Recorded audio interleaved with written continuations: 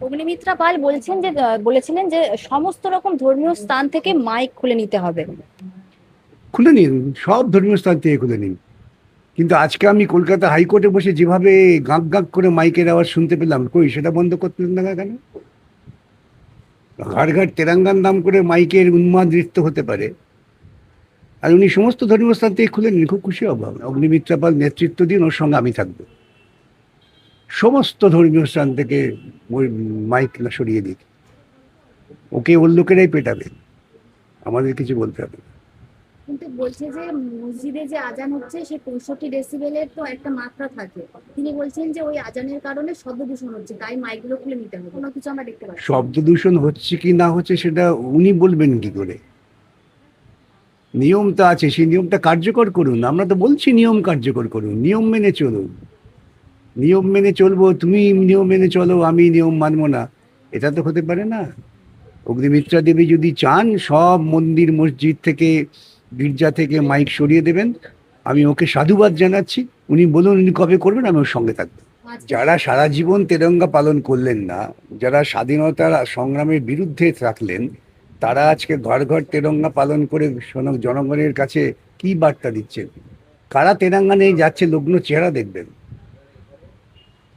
তারা তো তবে সবার আগে ভারতীয়, তাই তেরোমা নিয়ে যেতে সবার বলছে। আগে ভারতীয় তো বটেই। তো ভারতীয় হলে পরে তারা কি করে অন্য সম্প্রদায়ের মানুষের উপর আক্রমণ করেন, সাধারণ মানুষের উপর আক্রমণ করেন? তারা ভারতীয়, ভারতীয়ত্ব সম্পর্কে তাদের কোনো ধারণা আছে? আপনি জিজ্ঞাসা করবেন যে তেরাঙ্গা ঝান্ডা নিয়ে যাচ্ছে, বলুন তো তেরাঙ্গার মর্যাদাটা কি? এ তেরাঙ্গা কি ইঙ্গিত দেয়, তার তাৎপর্য কি? দেখি কটা লোক বলতে পারে। আচ্ছা। মানুষের মধ্যে দেশাত্মবোধ জায়গা থেকে তেরাঙ্গা ঝান্ডা নিয়ে দেশাত্মবোধ জাগে নাকি? যে মানুষ খেতে পাচ্ছে না, যে মানুষ শিক্ষা পাচ্ছে না, যে মানুষ স্বাস্থ্য পাচ্ছে না, তার মধ্যে দেশাত্মবোধ জাগে তেরাঙ্গা দিয়ে? দেশাত্মবোধ বলছে কংগ্রেস ওরা আর সিপিএম হারিয়ে দিয়েছে ওরা মানুষের মন থেকে। ওরা দেশাত্মবোধ বলতে কি বোঝেন, এটা আমি জিজ্ঞেস করতে চাই। ওদের কাছে দেশাত্মবোধ হচ্ছে পুঁজির দালালি করা। ওরা তেরাঙ্গা ঝান্ডাকে ঘৃণা করতো। সুতরাং এইসব কথা বলে লাভ আছে নাকি? তাহলে কি এখন ড্যামেজ কন্ট্রোলে প্রচারের চেষ্টা করছে? ক্ষমতায় আছে, প্রচারের মধ্যে আছে। এই মমতার যেমন, মমতা এখন দেবী বানানো হয়েছিল, ওরাই বানিয়েছিলেন দেবী, আর এরকম দেখা যাবে না। বামেদের বিরুদ্ধে মমতাই একমাত্র শক্তি, ওরাই বলেছিলেন না? আজকে ক্ষমতা থেকে সরে গেলে ওরা কোথায় চলে যাবেন? ওরা পালাবার জন্য একটা গাছের আড়ালও পাবেন না। 29 কি একটা কিছু কেন্দ্রে বড় বদল ঘটতে চলেছে?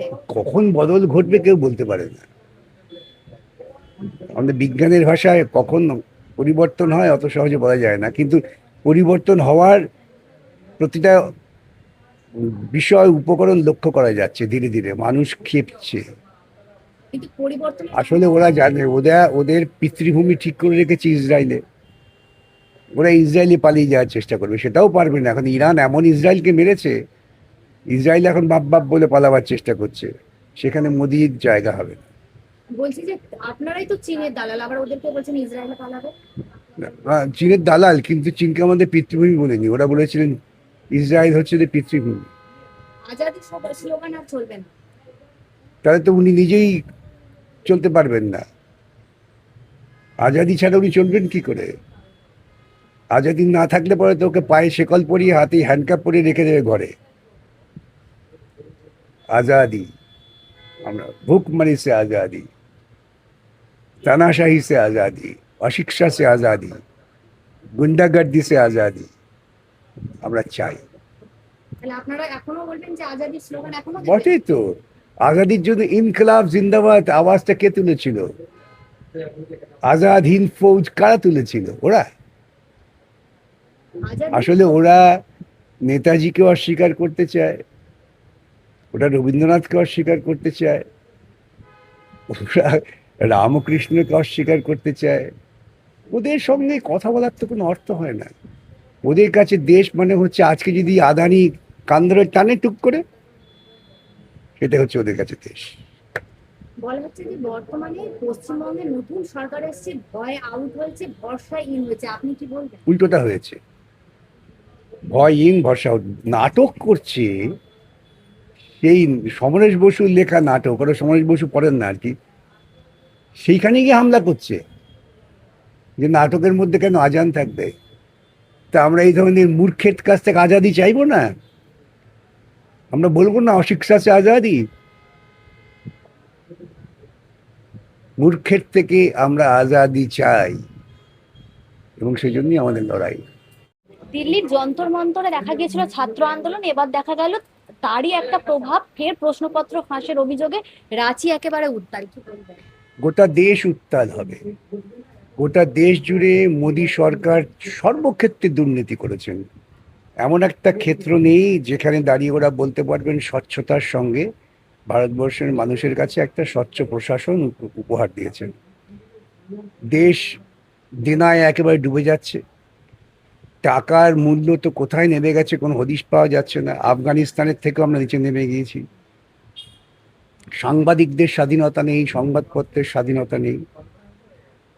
ক্ষুধার সূচকে আমরা সবচেয়ে নিচে। আমরা আছি কোথায়? এত বড় ভারতবর্ষ কোথায় নিয়ে গেছেন মোদি? শুধু বক্তৃতা আর প্রচারের জন্য টাকা খরচ। জনগণের পয়সায় উনি আত্মপ্রচার করছেন। মানুষ ধীরে ধীরে তাদের ক্ষোভ পুঞ্জীভূত হচ্ছিল, এখন ক্ষোভের বিস্ফোরণ হয়েছে। এখন ওদের পালাবার পথ নেই। এই তো দেখলাম সাধুরা নাকি এখন গিয়ে মোদির বাড়ি ঘেরাও করছে। সুতরাং এটাই হবে, এটা হওয়াই নিয়ম, ইতিহাসের গতি তাই। বলছেন যে প্রশ্নপত্র চুরির অভিযোগে প্রধানমন্ত্রীর বাড়ি ঘেরাও করতে গিয়েছে 500 সাধু। যাওয়া উচিত তো। সাধুদের সাধু নামের সার্থকতা তখনই হবে যখন তারা অসাধু লোকেদের বিরুদ্ধে ত্রিশূল তুলে ধরবেন। সেটা হওয়াই কাম্য এবং সেটা হওয়াই উচিত। কোথাও থেকে দেখা যাচ্ছে আগে যেমন কোনো কিছু ঘটনা ঘটলে প্রতিবাদে রাজনৈতিক দলগুলো পথে নামতো, এখন দেখা যাচ্ছে যে এখন সমাজের সর্বস্তরের মানুষ, ওরা সমাজের সর্বস্তরের মানুষকে বিপদে ফেলে দিয়েছে। কোটি কোটি টাকা খরচা করে রাস্তা তৈরি করছেন। মোদি বলছেন আমরা কি স্পেস টেকনোলজি রাস্তায় নামাবো। 16,000 কোটি টাকা করে রাস্তা তৈরি করলে সেটা 16 মাস টিকছে না। এটা কোথায় আছি আমরা? পেট্রোলের সঙ্গে ইথানল মিশিয়ে গাড়িগুলো সর্বনাশ হয়ে যাচ্ছে। পেট্রোলের সঙ্গে ইথানল মিশিয়ে গাড়িগুলো সর্বনাশ হয়ে যাচ্ছে। আর বললে পরে আমি দেখলাম বিজেপিটা কোন এমপি বলেছেন কি পেট্রোল তোমার বাপের বাড়ি থেকে আসবে। এই ধরনের অসভ্য, অভদ্র, সংবেদনহীনতা যদি বিজেপির এমপিদের দায়িত্ব হয়, তাদের লোকের উচিতই ঘেরাও করে আটকে রাখা। যেটা বলছে তো যে ইথানল দিলে, পেট্রোলে যদি ইথানল মেশানো হয় সেক্ষেত্রে প্রকৃতি সুরক্ষিত থাকবে, পরিবেশ দূষণ রোধ হবে, বায়ু দূষণ রোধ হবে। বায়ু দূষণ ইথানলের জন্য রোধ হবে? এটা কোন কোন বিজ্ঞানী বলেছেন? আমরা সেই বিজ্ঞানীর কাছ থেকে আমরা জানতে চাই পরিবেশবিদ্যা সম্পর্কে। ওরা টাকা কামাবেন, মানুষ মরবে, গাছের পর গাছ কেটে ধ্বংস করে দিচ্ছে, যার ফলে প্রতি বছর বন্যায় হাজার হাজার মানুষ ভেসে যাচ্ছেন। প্রকৃতি রক্ষা পাবে?